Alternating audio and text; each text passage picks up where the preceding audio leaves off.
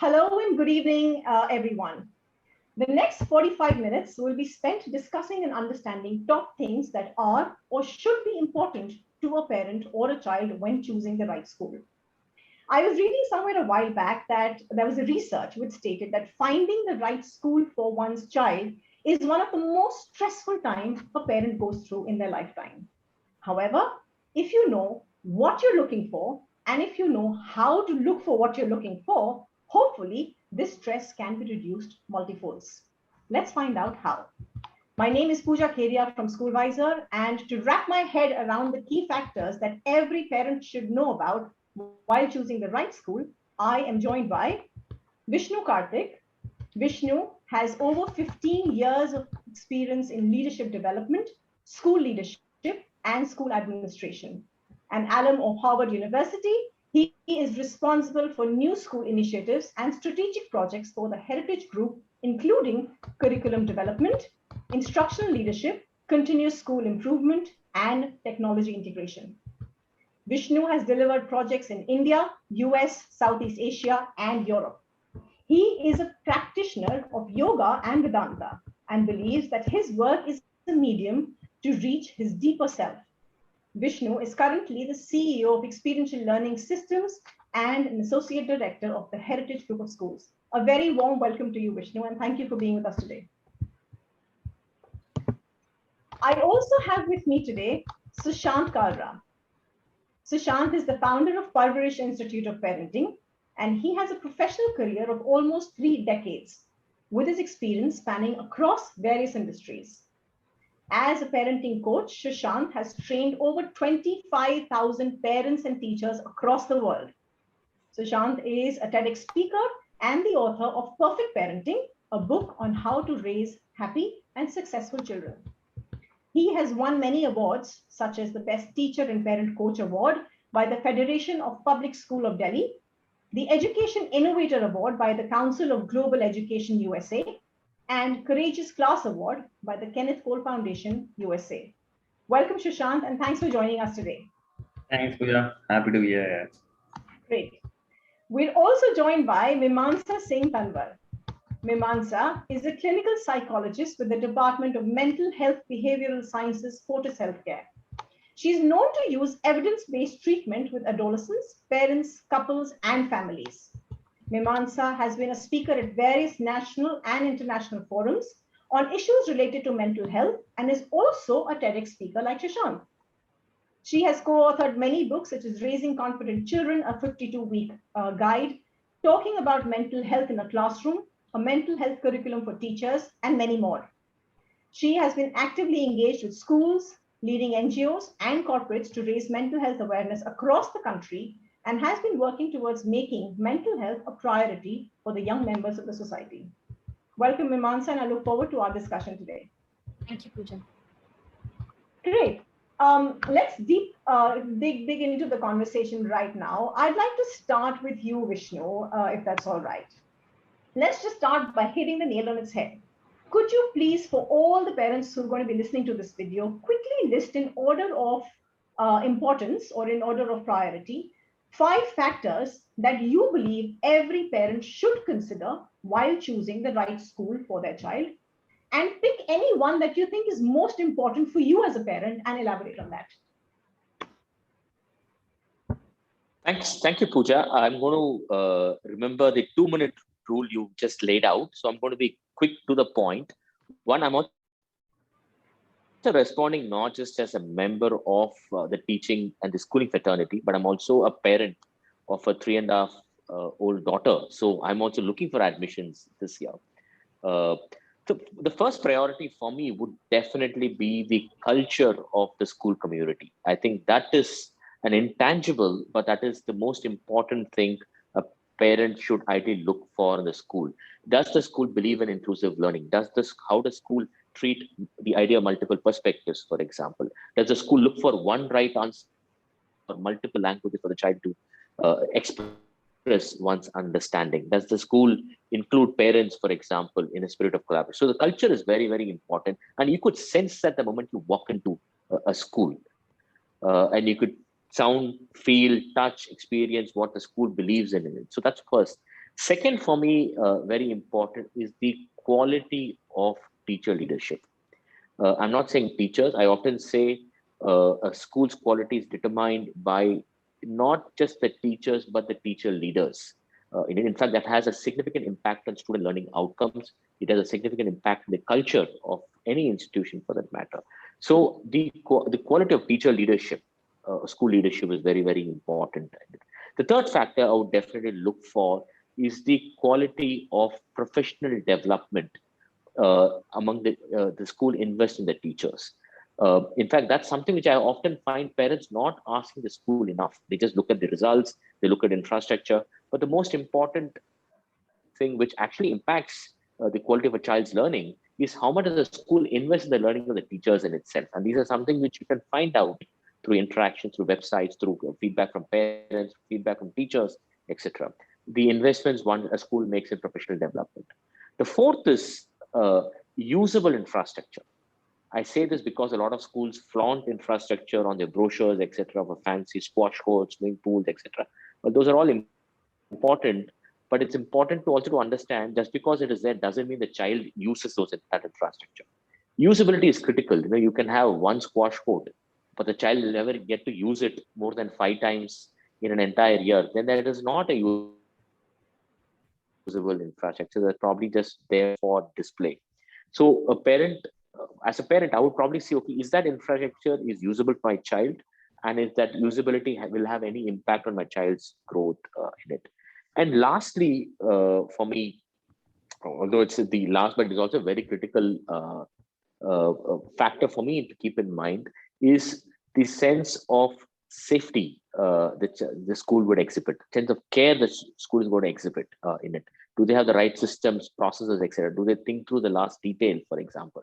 Simple thing, do schools have zero corners or unsafe corners, or does the school have a design in such a way that there are absolute visibility on any part of the school itself? So safety is a very critical piece in it. Safety not just in terms of security and that, but it's also a sense of care. If I walk into a school, do I see teachers hanging around in corridors, or do I just see kids hanging around with no adults around? Those are some of the things which I look for in a school.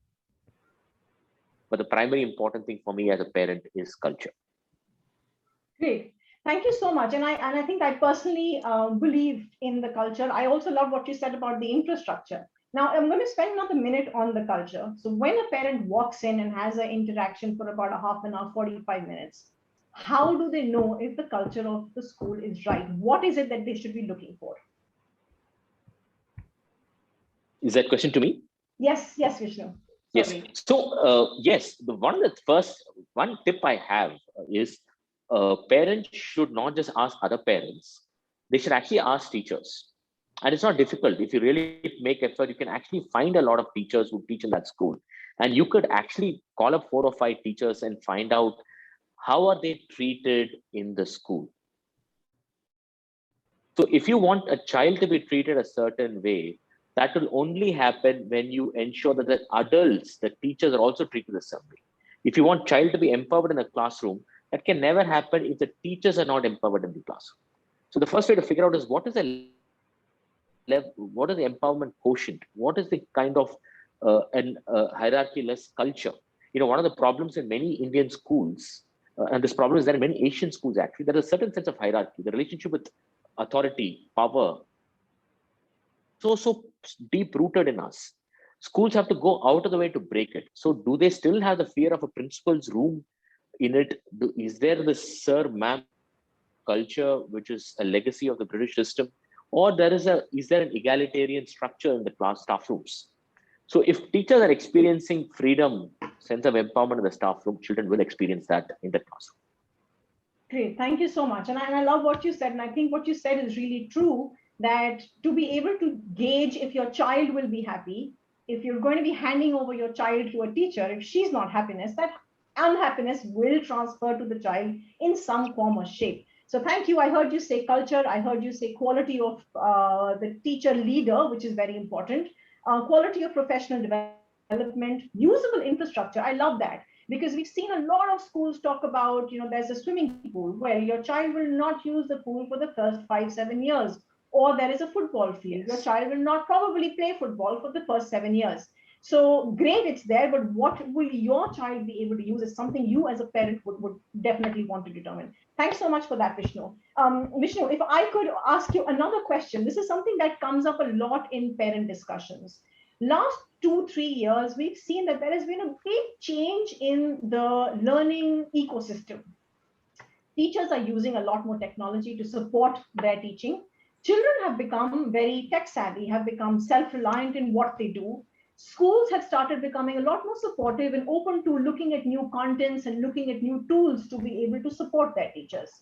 In an environment like that, do you think the parameters today are slightly different from what they were, let's say, 2 years back, or are they pretty much the same still? Pooja, with permission, I just want to clarify the way you paraphrase the answer to the previous question. You said one of the parameters I talked about teacher leader.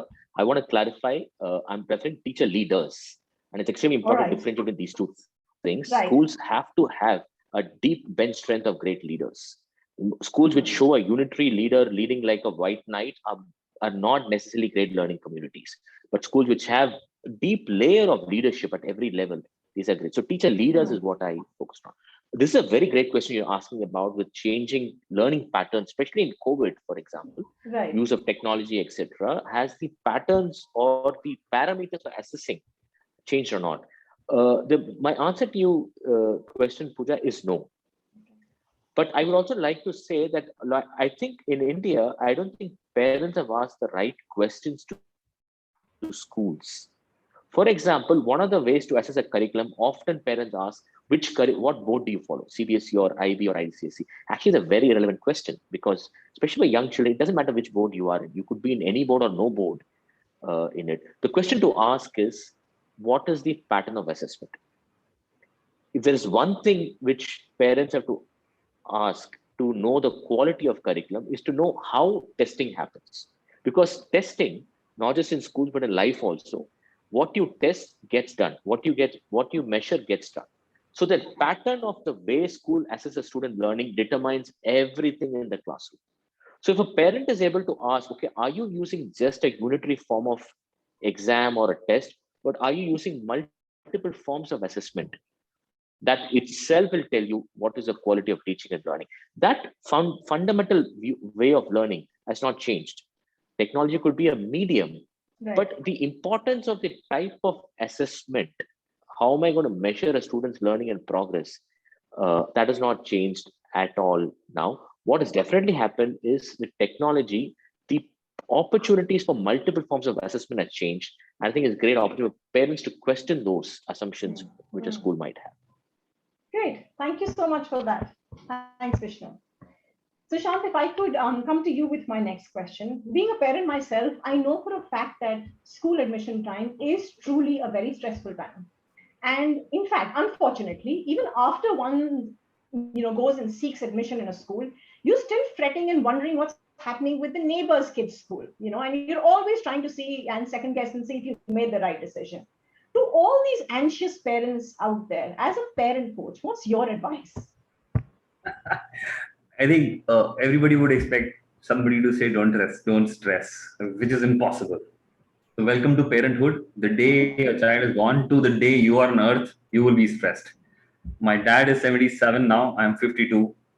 He still stresses about me every day. So I was traveling last 2 days, and till the time he didn't see me today in the afternoon, he was like, "Kahan hai?" So stress is going to happen. So two things. First thing first, if you really look at it, and if I remember, my son is 21. I was fretting at his school admission when he was 3-year-old. So stress will happen. So you will be stressed, your husband will be stressed, and people at home, grandparents, whoever, will be stressed. But if you really see what happens during these times, these are 3-4 stressful souls roaming around, trying to hide their stress, trying to appear strong, but the vibes are right there. So even a child can listen to those vibes, can get those vibes, and you're on your tender hook. Something amiss at home, and you suddenly blast. Your mood goes off. So very simple thing, not just for here, but for every other place. When he will come in 5th, when he'll have his exams, his 10th, his 12th, his college, it's going to happen, right? So the idea is very simple. Sit with each other as a family, talk it out. Acknowledge your stress, say that I'm stressed, discuss the reasons behind stress. And one thing I'll say, which will go against the normal logic of every human being, is that have your child be sitting with you when you're discussing all that. People think that by sitting in front of a child and saying, I'm stressed, you're actually making them stressed. By the way, it's the other way around. You are giving them a huge life skill right there. That stress is a part of life. It's going to come. It's never going to end. And the way out is to talk it out, to chat up, to acknowledge. And at the end of the day, a big hug does it all. Great, thank you. That sounds like very, very sound advice. I know for a fact that I think conversation may not resolve all issues, but it does put you in a position where it tells you that there are others in the same boat, and it's all right to worry, and it's all right that there is a problem. I'm saying as a parent, your stress will never go, ever. Yes, I know. I think as parents, we all understand that the stress levels are different, the stress reasons are different, but it does tend to stay. Thank you so much for that piece of advice. Really quickly, another one for you, Sushant. Vishnu mentioned the 5 things that a parent should keep in mind. Would you more or less agree, or would you want to add to that list that he's just spoken about? And I'll summarize it again if I remember correctly. He spoke about culture, quality of teacher leaders, quality of professional development, usable infrastructure. And Vishnu, if you could help us with the last one. I said safety, but if think about it as a parent, I'll probably use parent as partner. Schools which actually have a culture of parent collaboration. In fact, schools which have all the answers, you should not go to it. But schools that say that, like, it just struck me that when Sushant talked about stress, actually great schools are vulnerable. They come and tell you, look, we know how mostly children learn and all, but there are many things we don't know. Let's figure it out. So thanks, Vishnu, for adding that, because I would have definitely added. There are a lot of schools who have no parent zones. Okay. That's annoying. So somewhere I'm basically saying you're not partners. For me, that takes the cake. First thing first, parents and teachers in the school, everything is a partner in the child's growth. And if there are restrictions there, I would have my antennas up. The second thing which actually happened with my own children, is my child a roll number or a human being? Actually, I moved my child's school because of purposely this reason. And I actually was one of the best schools in Delhi. And I said, sorry, ma'am, this is not done. My son is sitting here for the last 7 years, and he's one of the like a clown of the class. And if you say, I don't know his face and I don't know his name, and I said, okay, fine, I think I'm in the wrong place right now. So one of my principals, I'll just take a minute to guess. I met her after 20 years, the principal of my school. And when I met her, I was going to a company. She was sitting right there. And he said, hi, Sushant, how are you? Wow. How was your sister? How's your dad doing? That was 25 years after I came out of the school.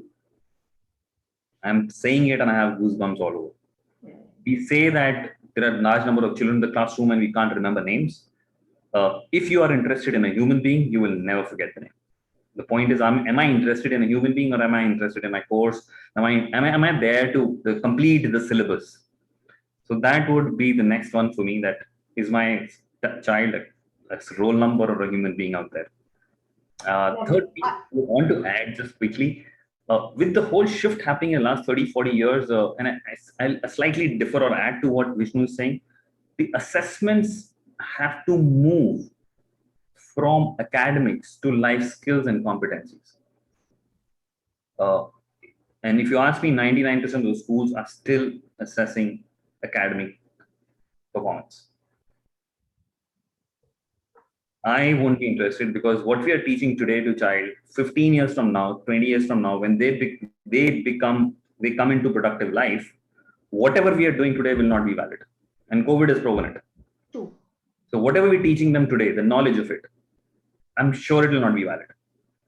There were 9 planets when we used to study the solar system. There are 8 now. Pluto is right there. We just stopped calling it a planet. So knowledge changes. That's an assessment which has to be expanded, and life skills and competencies have to rightly go into the schooling right from the beginning. Great. Thank you so much. I love all the 3 things that you said. I love the fact that, the parent and the school need to be partners, because the idea is to be able to develop that little person into a nice, responsible, happy human being. And for that, you can't be fighting a different battle. You've got to be in it together. I absolutely loved what you said about roll number versus a human being. And that's true. I mean, you could be in a jail with a Kedia number. It's pretty much the same thing, right? So I love that. And, the example that you gave of your principal meeting, you again, very, very touching. And I've known people myself in my life, and I think it's amazing how I've seen in schools, teachers standing outside, greeting every child with their name, even if they're not in their class. And those are the kind of people that we need in education, who are compassionate, who are extremely excited about doing what they're doing, and it's not just a job. So thanks for adding to that list. Mimansa has been very, very patient and has been very kind. I'm going to come to you now, Mimansa. In your experience, I'm sure you kind of hear a lot about the individual's perspective. So you talk to children, you talk to young ones. Help me understand, do you really believe there's something known as the right school from a child's perspective? And is there scientific evidence to prove that if you were to put child A in environment A, he will do better than if you were to put them in environment B? So Pooja, I feel that we can't compare schools.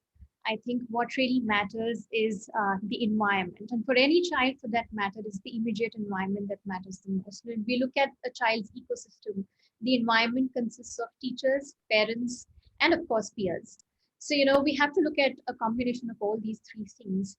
And I think as a parent, I also feel that when it comes to school, and of course, like, Vishnu and Sushant have already spoken about a parent and a teacher school partnership. And I do believe that that's a very strong element. I also feel that at both the elements, how much of an importance are we giving to the culture of well-being? I'll just add the word well-being because it actually encompasses a lot, many things.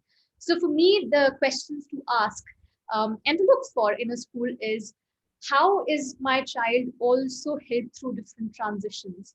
How is my child also helped through challenges? By teachers, how are they responding to that? We are looking at one of the biggest life challenges right now. So how the school is supporting teachers, how teachers are supporting students, how the parents and the teacher are coming together to sort of look at some of these transitions and challenges in life, because we are going to just keep on seeing this happening more and more. Sure. So for me, more than if I could interrupt you. So what I'm really trying to understand, because you have a background where you talk to a lot of young ones and you understand the psychology for a little one. Help me understand. So let's say there is a child who is academically very strong. And if we were to put them in an academically strong school, or a school that has a lot of academic focus, vis-a-vis another child who's more creative, who's a free soul, wants to do things at their own pace, and we were to put them in an academic environment, would you believe that the first child, that's the right environment for the child, and they are likely to do well in that environment? And is there really evidence to say that there are different environments for different children, or is it you put a child anywhere, they will learn and they will pick up and they'll be happy? So I think what we need to understand, and which is why I was talking about well-being, I think it's also about how a teacher is or a school is able to sensitize oneself based on a child's need. You can't really filter children that, these children should go to this school and these children should go to this school. It's about how we are able to sense what quality, abilities, talents a child has, and how can I modify that according to the child, and that's the best fit for the child. So if a child is someone who's very bright and is feeling that, in this particular classroom, I'm not feeling that I'm engaged enough, there's also the reason is why he's not having a good attention, which sometimes is misdiagnosed in different ways, which I have seen happening often. How much a teacher is aware that this could be a problem? How much is a parent and a teacher talking about this, that, I see my child taking on a lot many challenges. Is that engagement happening enough in the school, or vis-a-vis the opposite of it? A child may be struggling with learning. How much is the school and a teacher adapt to that particular aspect, mold it, modify it according to the child, is able to provide that kind of a support and infrastructure to the child? All of these things is very important. So no, I believe that it's the environment, how it modifies according to the child's need, is what we require for to be able to get the child's potential to the best. And I think that's the perfect fit. That's the environment child fit. That's what we need to look at. And which is why I'm focusing so much more on well-being, because in well-being, that certainly comes in, where you're able to assess what different children. And I think in schools, this is something that we need to begin to also practice, that in the initial year when a child is coming in, the first 2-3 months should be understanding the 20 children that you have in the classroom. What are their skills? What are their strengths? Where is it that they have a certain limitation in terms of their learning? um, you know is this a child who learns well with hearing or visualization or writing, because these are the ways of how we learn, the kinesthetic learning, and different ways. So as long as teacher would not know that in the class of 20 what my child is bringing into the class, where my child can struggle, which student has what quality, which strength, it would be very difficult to sort of bring in that element of a perfect environment or a culture of well-being within the classroom.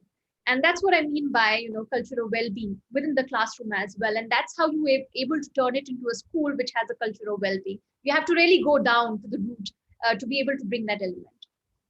Great. So what I hear you say is that diversity actually is a key element of a well-balanced, good class, and you're able, and as an educator, you should be able to pick up on different children and be able to still give them that personalized learning roadmap. Is that Yes. Yes, we often talk about awareness, and I think that's what a teacher-child awareness is about. Being aware of your students, knowing your students a lot more, knowing them in person, yes, and along with that, even in terms of the skills and whatever they are bringing in, this child is somebody who's comfortable with talking in the class. This is not so comfortable talking in the class. This child has, so I think it's very important to know the children who are coming in a little more than what you just see in the classroom, in snippets. I think that's very important. And it's not something that can happen only in 1 month initially. I think at least initial 2-3 months is something that's what a teacher needs to spend a time in over there. And I also believe very strongly that along with teachers, it's the other people, even in the administration, even the other people who are there, who are supporting and providing you different help and support, the DDs, the bhaiyas in the school. How well are they sensitized to be able to deal with and talk to children? I think is also very important, because children, when they're going in buses, children when they're going to toilets, children are going to different places where there aren't teachers. In all of these environment, is a child feeling secure enough or not? And I think if I'm looking at a school, I would also talk to students at different age groups. How do you feel about going to your school? Do you look forward to going to your school or not? Do you feel happy going there? Of course, you're going to have bad days. Of course, you're going to have very good days. Of course, you're going to have some. But overall, do you feel that, yes, I look forward to going to my school because I have friends to interact with, I have teachers to interact with, I have these didis and bhaiyas that they know me, and they know a little more about me, and I have this teacher who knows my favorite things. So for me, knowing from students is the way of how I would perhaps go and along with, of course, looking at other things as well, to know which school I would want to go to. Great, thank you so much. That's a very fresh perspective, contrary to popular belief, because we always hear people say that there is, my child is studious, so this school might be right. My child is more creative, so another school might be right, which is not what you are saying. So based on what I hear you say, there isn't really evidence to support that. So thank you so much for that. Vishnu, I'd like to come back to you. Surprisingly, you haven't spoken about curriculum, and that's a very nice, fresh, again, thought process that curriculum doesn't really fall in the first 5, but our parents do talk about that. That is one of the key things that they start their school search with. So for all the parents who are kind of confused, especially in today's day and age, where there is this CBSE, and there is progressive CBSE and traditional CBSE and international.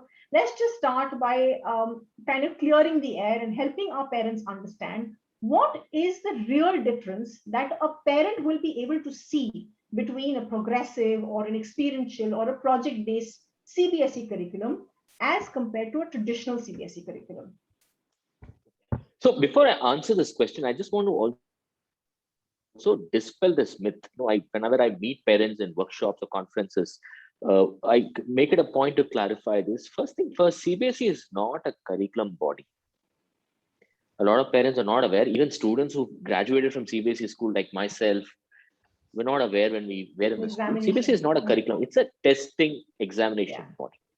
Unlike a Cambridge or a IB, unfortunately, structurally in our country, we don't have a curriculum body. Of course, there's an NCRT which does work around curriculum research, but they're not mandated to run schools. That's another unfortunate structural issue. So when you say the CBSE school, what essentially it means is that in grade 10 and 12, which is about 12 years after you join a nursery and 14 years after you join nursery, there will be a test which this board will conduct, and children will be assessed on the framework this board recommends. CBSE does not get into how that curriculum is transacted down the grades. Neither does it get into how the transaction has to happen in a classroom, etc. So, of course, there are recommendations, but there is no compulsions in it. So, so that's one thing to keep in mind when you say a CBSE. It doesn't mean that CBSE prescribes what should happen in nursery KG1. You will have a similarity between one CBSE school and another CBSE school. No, you don't have similarities in primary years, at least between one CBSE school and another CBSE school. The board or the curriculum is as good as the school, which essentially means if the school is progressive CBSE, then the classrooms are progressive. There's nothing to do with CBSE. It's got to do with the school. The school has a bigger impact on student learning than the curriculum or the board could in any day. So that's one understanding parents need to have. So the question people have, which board to choose in primary years, it actually is not a question of board. It's more of a question of what classroom sizes you like, location of the school, what is the future plan of the child is going to be later, and some of those things. It's not about the board or the curriculum. The difference between progressive education and a traditional education, I'm just paraphrasing your question, Pooja. Absolutely. There are several. One, in a progressive education, the focus is on the child. Like Sushant said, it is not about the roll number. It is a human being. The idea is not to cover a syllabus, complete a test. It is about helping the child unfold. In fact, I'm just going to go on a tangent to what Mimansa said. There may not be a studious school or an academic school, but there's no research to establish this. But research clearly establishes that the child has a biologically determined development milestones. Nature prescribes in a certain way a child's mind, heart, brain unfolds. There is no difference between a child in Africa and India, southern part of this country. They all unfold in a certain biologically set clock.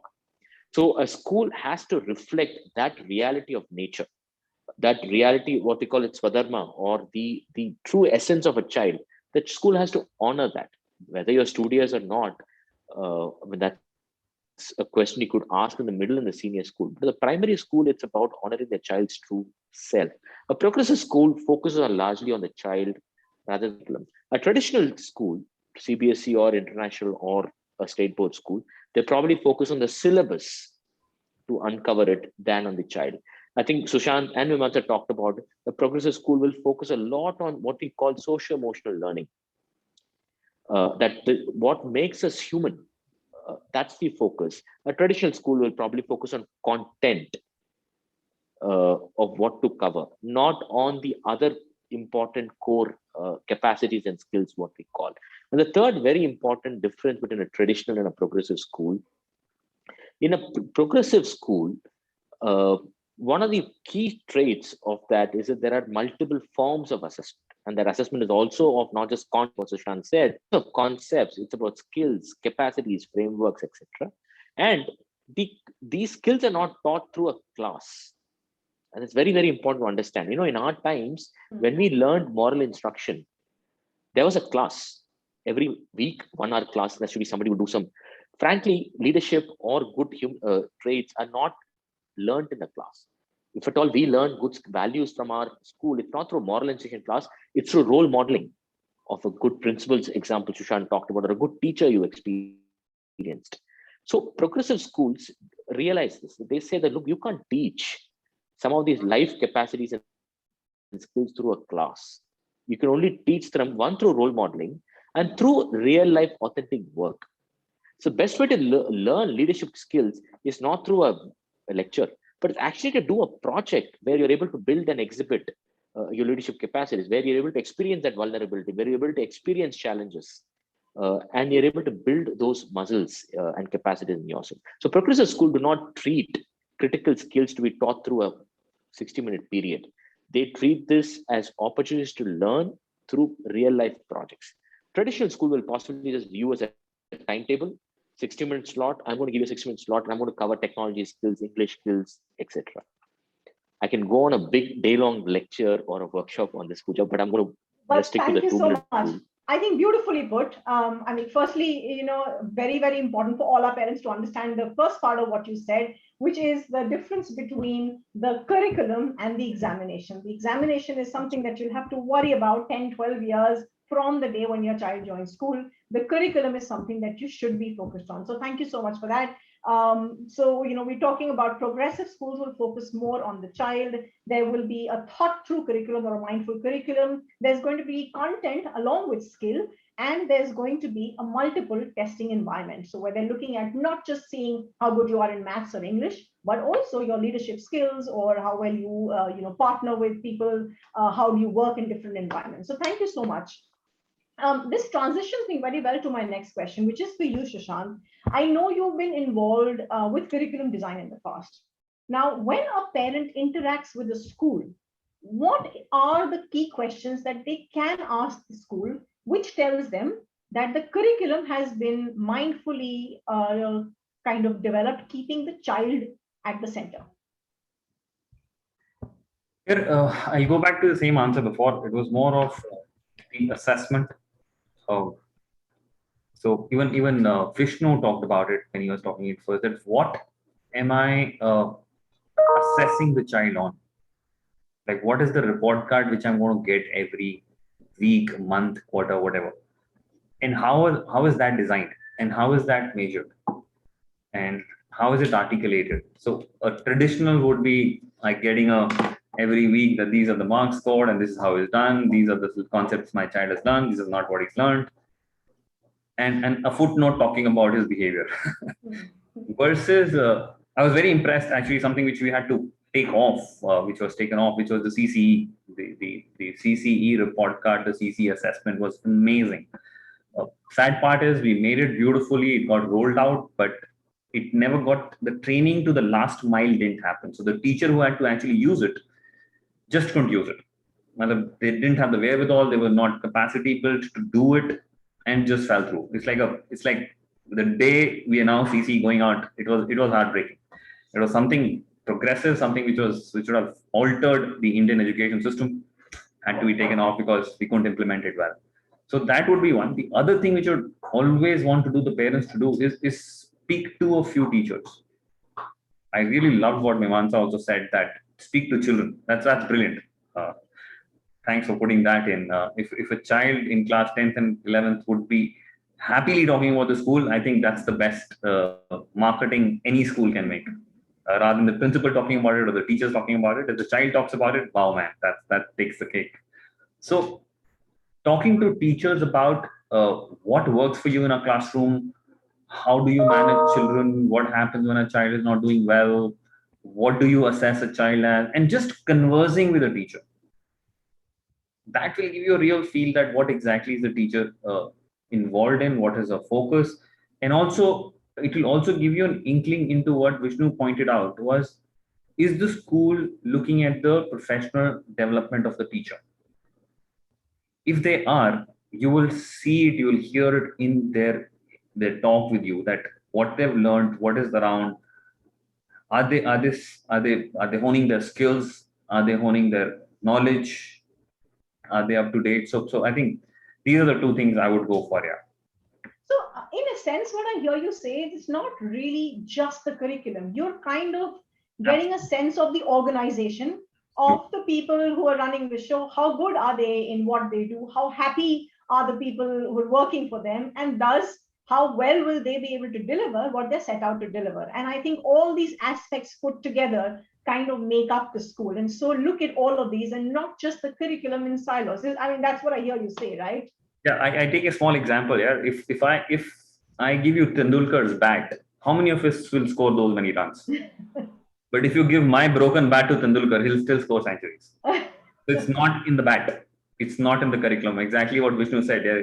So anybody can make a good curriculum bad, and anybody given something under a tree can make it heaven. So it's all about. Absolutely. So for all the parents who are watching this video, next time you are set out there to go ask a school about what's the curriculum that you're using or following, make sure you think a little bit more and ask them more relevant questions that give you a more in-depth analysis of what the school is made up of and what it's more about. Great, thank you so much. Mimansa, I'm going to put a little bit spin to this conversation. We've been talking about stuff that sounds really great, and it's very encouraging to hear educators today talk so progressively. But quite a lot of us have been subject to a regular, stressful, highly competitive learning environment. For a matter of fact, I was a part of a school for 12 years. I was one of 60 children in my class. There were about 15 sections. And it was huge. And I was, this one little girl in a school that had about 4,000, 5,000 children. But because of that competitive, environment, we kind of got pushed to do more. If I had to, let's say, play a sport, I knew I had to be good. Otherwise, I wouldn't probably get a chance to play. So that pushed me to do better. And I think a lot of us have shaped out all right. So what is this fuss about, happy environment, making the child happy, happiness quotient? Is that really true? What's your thought? Well, I do strongly believe that we must look at, the current system more than just being competitive. Competition is something which, and I think that's where we need to differ, because right now what we are struggling with is not competition, but we are struggling with many gamut of things that our children are facing right now. And that's more to do with challenges. The challenges that media brings into a child's life, challenges that they are right now facing in terms of, making those career choices, which are still sometimes gender confirmed. And as you grow old, you ask these questions: what is it that I've learned during my education? And somewhere I feel that we should not let education come into the way of learning. Did I enjoy the learning process while I was in school? Do I still enjoy the aspect of being able to take that pressure when it comes on my job? So many times when we say that we turned out fine, of course we turned out fine, but we need to ask ourselves, because I hear a lot of personal stories, and yes, I have people from corporates, in leadership positions also coming in and still asking the bigger questions in life, which I think nobody can answer till the time we don't go through that process of actually making children think and answer that, even in the process of learning. You are going to find yourself going back to square one unless we don't talk about the purpose in life, we don't talk about meaning in life, we don't talk about life aspects as such, which, as we say, life skills into our education system. And I think that's where the change needs to come in, because the time that we are in, we have to bring in these elements. Otherwise, the scores are going to become more and more redundant in times to come. We are already looking at a grading system. We are going to have some other system coming in. We don't even know. So what we need to look at is the self. Like, Vishnu also mentioned, it's about the self. And the self right now in today's time is struggling. It's struggling because we've not equipped our children with media literacy skills. We are not equipping our children with gender sensitization skills. We are not equipping our children by talking about enough on mental health within the classrooms, within the school. And I think that's something that we need to bring in, because if you look at in the last 1 year, we've seen more and more conversations happening around mental health, because suddenly we've realized that it's such an important component of our life, that when the structure suddenly has gone out of everyone's life, scientists don't have the answer of what to do with this. None of us have the answer, and we are all facing uncertainty. How much is it impacting our mental health? And now we are talking so much about anxiety and depression. And this is when, as professionals, we are talking about the fact that this is right now a normalized experience. So if you're having anxiety, it's normal, but at least you now recognize what anxiety is. And you do recognize that low mood is just not low mood, and it can actually turn into depression, and it is scientific. And yes, when life changes happen, your mental health gets impacted, and it can turn into something big. So for children, and I must bring in the statistics also, because parents need to be aware of this element, that at the age of 14 years, 50% of mental health illnesses begin. So a lot of the diagnoses that happen later in stage in life, it actually begins as early as 14 years. So which means, are we making ourselves, schools, teachers enough aware of the mental health aspect as well? And if we're going to completely miss that part out, we are going to at some point in time still struggle. So the competitiveness is just one layer that we've all, till now just completely focused on. And I think somewhere that competition is just now becoming redundant because we are facing so many mental health challenges where even to deal with that competition, we need a lot more support. We need a lot more awareness. We need a lot more skills to be able to equip our children to be able to, really face all these challenges in life. Great. So what I hear you say is that even if we don't fuss about the happiness quotient for a child, we must fuss about the health quotient for a child, both physically and mentally. And Well, very, very well summed up. Thank you so much. Actually, great. quite correlated. It's actually quite correlated. If It you're going is. to talk about mental and physical health, a child would be happy, and it's going to Absolutely. happiness quotient. And that's exactly what I'm trying to say. So it doesn't really have to be a beautiful classroom with lovely decorations that gives the child that temporary happiness. It has to be more deep rooted, and it kind of needs to sit in an environment that is able to sustain that for the time that the child is learning. So great, thank you so much for that, Mimansa. We are nearing the end of this discussion, but Vishnu, very, very quickly, I would want to come back to you. A lot of parents, when they come on our portal, are now showing a lot of interest in the international curriculum. So they're inquiring, they want to know what it is, and there is a lot more interest than what there was about 4-5 years ago. Help our parents identify. If there was one key difference that you would want to go out there and tell parents about vis-a-vis a traditional CBSE curriculum and an international curriculum, what is that? Pooja, I'm so sorry, you're going to hate me. Maybe you'll stop inviting me to your panel discussion in the future, but I'm really moved to respond to the question you asked. I really wish you would ask me that question as well, what you asked me, Mimansa. And part of the question you said that if I have turned out well, my child will also be.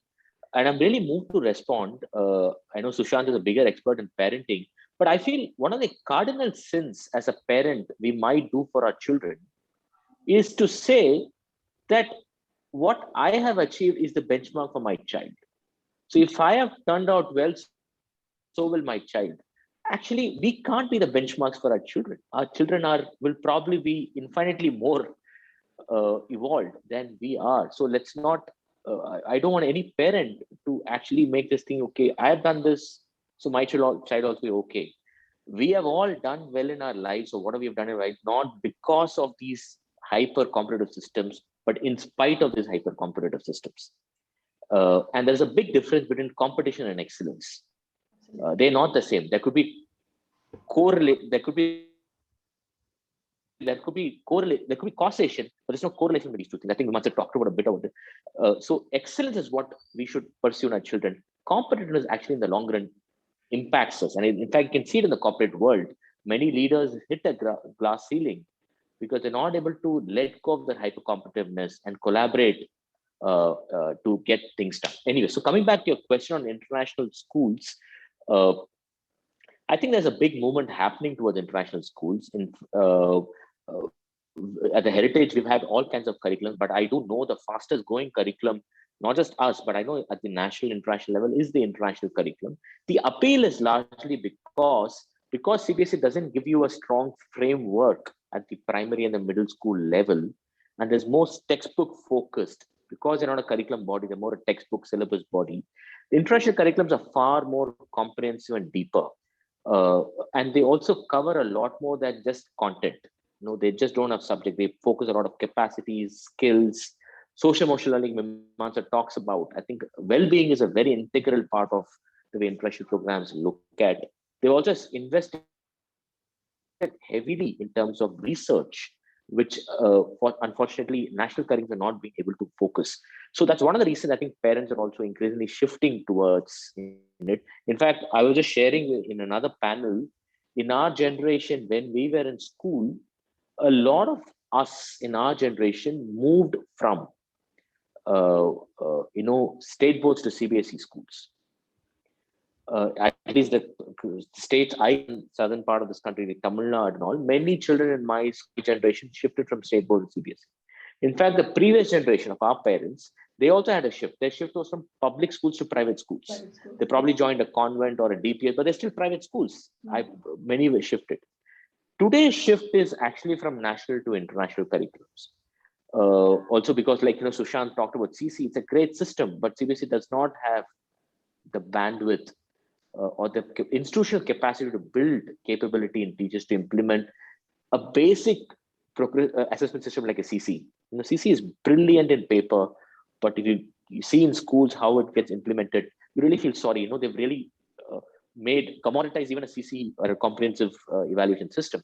And international schools are not like that. Another data point for us parent community who are there, international curriculums academic session ends a little late in cycle with the global academic cycles. It ends in about May. CBSE ends in March. But international is out with the Great World scores. And we're all, it's been out for the last 1 month, in fact. CBSE, still we don't have scores. We don't know what's going to happen. So I think there's a big difference in terms of, the quality of research, the quality of systems and processes. In an international, you don't need a final exam. You can still know the child's level of proficiency based on the formative periodic assessments. In CBSE, we're still grappling. So those things have really created a sense of doubt in parents, and there is a big shift towards international. Keep in mind also, Pooja, and of course, we're talking to a very privileged audience here. This is not for all parents. Of course, there is a time and space for a CBSE in our country. It does some phenomenal nation building role, which one cannot deny. But if you are a upper middle class parent living in a city like Gurgaon, I would say, instead of investing and giving an apartment to your children, give them 14 years of education. They'll figure out their college. They can take a loan, and 14 years of good education is important. And I would say, if you have the means, if you have the philosophical alignment, I think international is a great opportunity in it, because at least it guarantees you basic quality of teaching and learning process.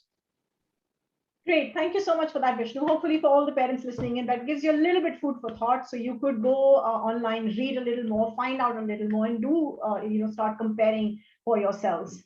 Unfortunately, we have come to the end of this session. If I could go around really quickly, 30 seconds to 1 minute, if I could go around and get closing thoughts from each one of you, one piece of advice that you would like to leave our parent audience with, in terms of choosing the right school, what would that be? Mimansa, could I please start with you? I think I'm going to just go back to what I started with. I think just focus on how much are you focusing so much more on the joy of learning, and if that's what the school is able to sustain for your child. And for me, the key would be to obviously go to students and talk to them, and just see how much are they enjoying. For me, that's what matters the most, not the scores, not anything else. But if the teachers, if students, they're all enjoying being a part of that school, and that also talks about the leadership. It also talks about how things are just percolating down at each level, and it also talks about the openness, for that matter, of engagement, interaction, all of these things. So student-teacher interaction is very important. Student-principal interaction, all of that covers just in that particular. Great, thank you. Sushant, if I could get your closing thoughts, please. Yeah, this could be very difficult for people to listen to, but my experience with schools for so long has been that, end of it, schools start to please the parent. And in our country, not just in our country, most of the countries, parents are not educated in child development and child growth. So if a school starts to focus on pleasing a parent just because the parent is a client, that will be a huge caveat for saying a no. So to all what we added, I think just want to add, if you go there to a school and the management and people around are actually trying to please you and say, okay, we do what you say, I would have my antennas up like nobody's business. If there's something wrong, are they interested in me or my child? So don't please the parent, because parent really, they have to grow up to learn child development. Unfortunately, we don't. Great, thank you. That was very, very wise words coming out from you. Thank you. Vishnu, if I could also get your closing thoughts, please. So, in fact, I'm just going to take on to what Sushant just said, and that's exactly what I wanted to share. Uh, and this is not just about school. This is a general commentary on parenting itself. Parenting is a great excuse to evolve as a better human being. I mean, I'm putting it very crudely. Children are great excuses for us to be better human beings for our own evolution, right? Schools are mediums for that. So, school is not for your children. School is actually for the parent to also grow. So choose a school which will help you evolve as a better human being. At Heritage, we often say that children are excuses. The school is actually for the teachers and parents to be better human beings, so that we are in a learning curve, and children binds us together in the learning journey. So any school which enables you to grow, to have a better perspective of yourself, your life, then that's a great school. Any school, like Sushant said, treats you like a client. Schools and parents, by the way, it's not a client customer relationship at all. They're partners. We often say in our workshops, if you think that I'm going to treat you as a client, then please don't come. There are better schools for it. But we will treat you as a partner. We will collectively figure out a way to find your child's potential or help your child reach a potential. But if you come and say, okay, you outsource the job to the school and we do babysitting and get you to do it, no, that doesn't work. Choose a school which will treat you as an equal partner. Okay, thank you so much. I think everything that each one of you said resonates with me beautifully. Mimansa, you spoke about joy of learning, and I think that's really critical because you've got to be lifelong learners. And if you're not happy learning, you will never be lifelong learners. So thank you so much for that.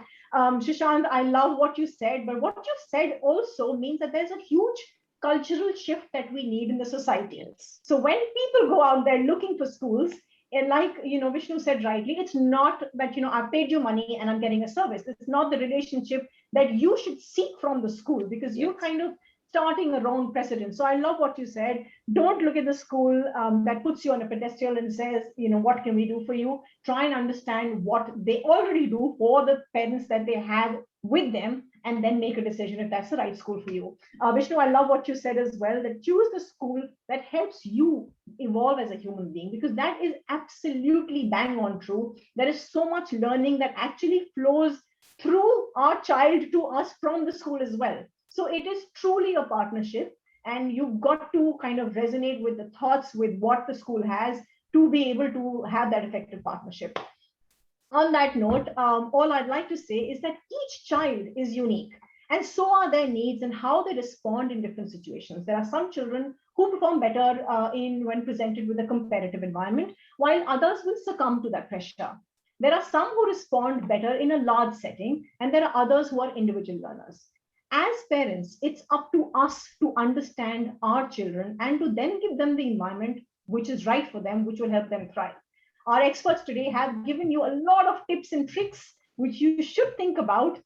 Try and make sure that when you next time go to a school, you make notes and you know the kind of questions that you want to go and present to the school, so that you get a response which is right for you. Remember the things that we just spoke about, and I think it was a very, very valuable and a very insightful discussion for me. I hope the parents listening in also feel the same. Thank you so much once again. Thank you, Mimansa. Thank you, Vishnu. Thank you, Sushant. It's been an absolutely fabulous discussion. On that note, I'd like to say goodbye until we meet again. Be safe, be informed, and be SchoolWiser. Cheers.